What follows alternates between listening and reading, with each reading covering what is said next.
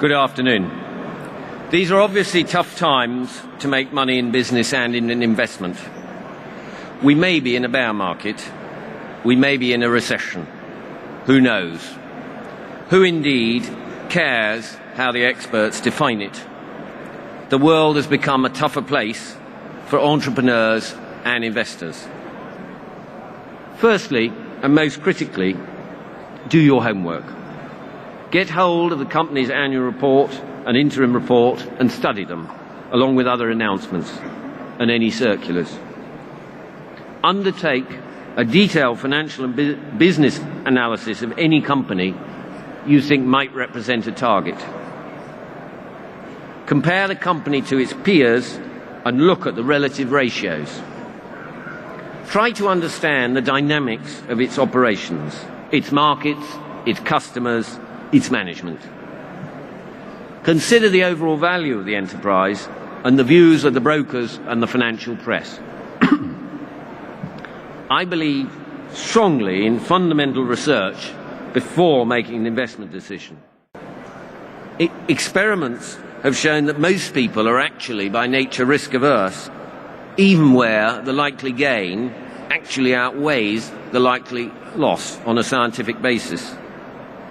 Because for most people, the fear of loss is greater than the desire for gain. So I think the fundamental lesson from this point is that if you want to get rich by investing, you have to be prepared for risk, and you must measure the risk as far as is possible and try and understand the risk and then embrace it if appropriate.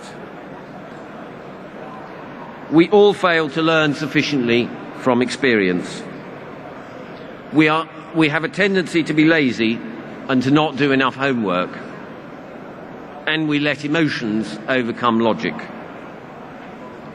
Constant reminders of these shortcomings are essential if one is to improve one's performance.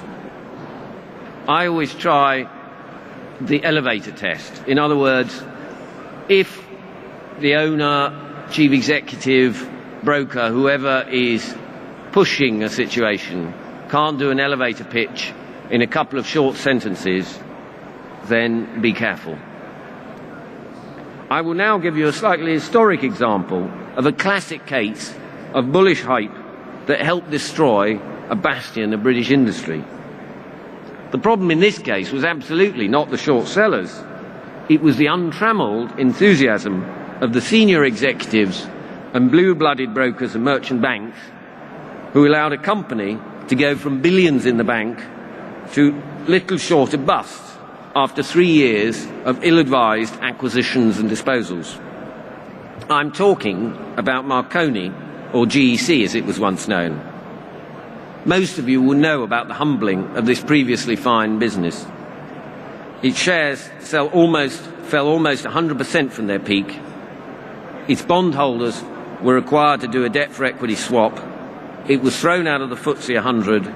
It fired its finance director, its chief executive, and its chairman. It's a sad and an instructive tale. And remember what Groucho Marx said. The secret to life is honesty and fair dealing. If you can fake that, you've got it made. Good luck, and thanks for listening.